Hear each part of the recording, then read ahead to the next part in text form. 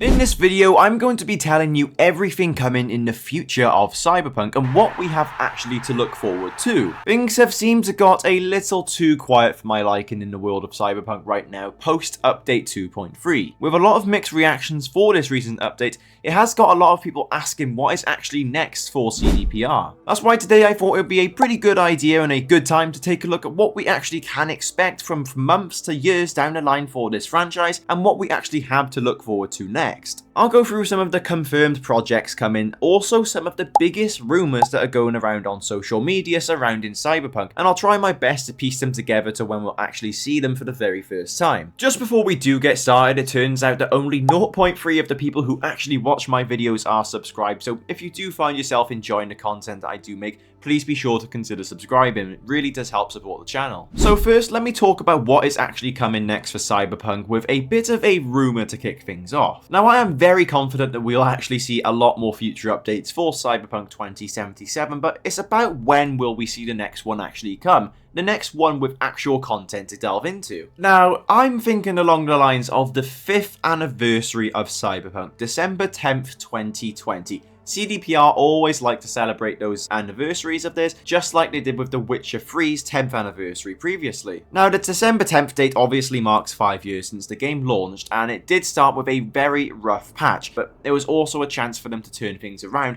and that's what they most certainly did. And they've shown that they like to mark these milestones with a little something for their fans as well. Take The Witcher 3's 10th anniversary, for example. After already previously releasing the next-gen update with improved graphics for PS5 and Xbox Series X and S, they've now added cross-platform mod support for PC, PS5 and Xbox. An obviously massive update for such a huge game, and that just allows the life for it to be continued even after 10 years of being already out. So let's say that Cyberpunk has an update for their 5th anniversary themselves, then what could we see added to their game? Well, obviously what we did see in patch 2.3, which came out on July 17th, was new vehicle quests, taxis, paint jobs, new additions. They were nice additions, but not exactly the groundbreaking things that we have been hyping up for months. In my last video, I did mention the possibility of a casino update based on these new billboards that have been added to the game with this new 2.3 update. That is just a guess, but it is something definitely worth considering. We all know about that casino up in North Oak that is completely unfinished. You can actually access it on the map by using some cheats,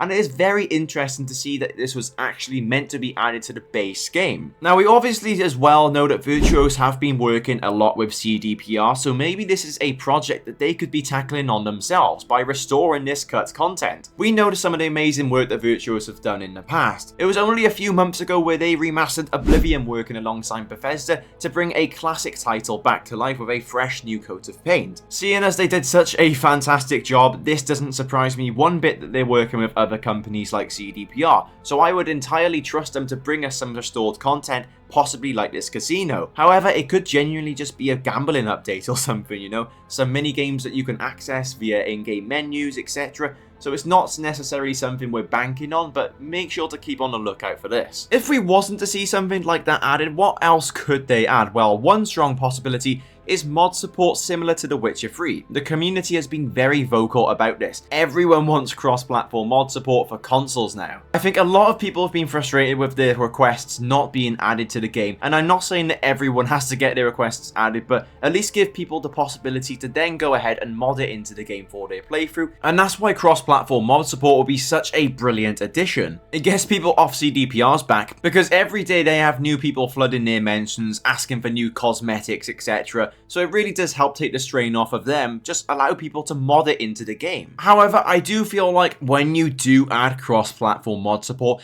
it is when the game is at the end of its cycle, It allows the game to stay as fresh and alive as possible without the devs actually having to go back and add things to it. So would that necessarily be something we see? We'll just have to wait and have a look. But then again, The Witcher 3 is rumoured to have more DLC coming to that, and it's just received cross-platform mod support, so you just never know with CDPR. They're always keeping us on our toes. But next up, let me shift to another exciting part of the Cyberpunk future, and that is Edgerunner Season 2. Now, this was officially announced last month as a part of Netflix's June 2025 content lineup, and it has generated a lot of interest, to say the least. We know that the show is going to be entering a new phase, a new story, without revisiting David David Martinez's arc, which is a big concern for a lot of fans because everyone thought they were just going to revive David and undo all of the amazing storytelling from Season 1. Studio Trigger is returning to produce this with a 10-episode series planned exploring a fresh new crew in the heart of Night City. The timing and pattern also hints at something more for the game itself, because when Season 1 dropped on August 16, 2022, it coincided with the 1.5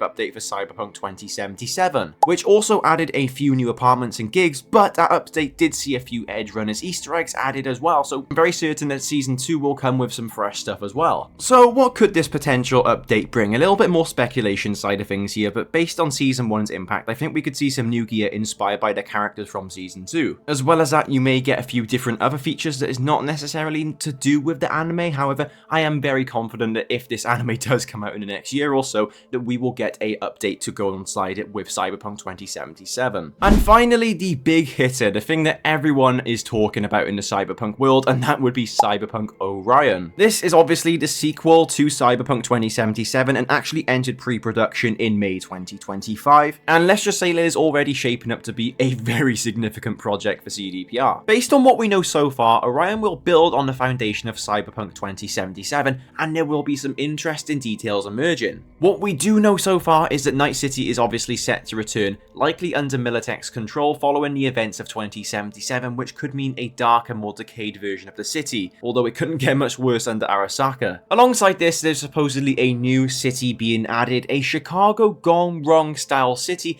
is in the works, which is a pretty interesting description of what we're going to get. Now, personally, I've never been to Chicago myself, so if it's good at the moment, what would make Chicago go wrong? I suppose that's what you need to envision, and then you'll get the entire map of what we're getting in Cyberpunk Orion. Basically, evil Chicago. I don't know, is Chicago evil anyway? Despite that, the idea of revisiting Night City whilst expanding the map to include this new location, potentially stretching across the Badlands, I assume, is a pretty big deal. If you're going to make a new game, there needs to be a new map, whilst also keeping Night City in there really adds that sense of nostalgia that we're going to need. It'll be amazing to see how it's actually turned out after the events of 77 and how the environment has changed there. The only sort of glimpse we get of Night City post events of Cyberpunk 2077 is in the new Phantom Liberty ending, where you go and visit Misty. I suppose you get a little run around and you get to get an idea of what the city has become, and also you get to see Misty with a new hairstyle, which always helps. You'd assume that every single district of Night City as well would get a rework, maybe with some new gangs controlling different territories or Militech taking control of others. The big question is, are we going to be playing as V again? However,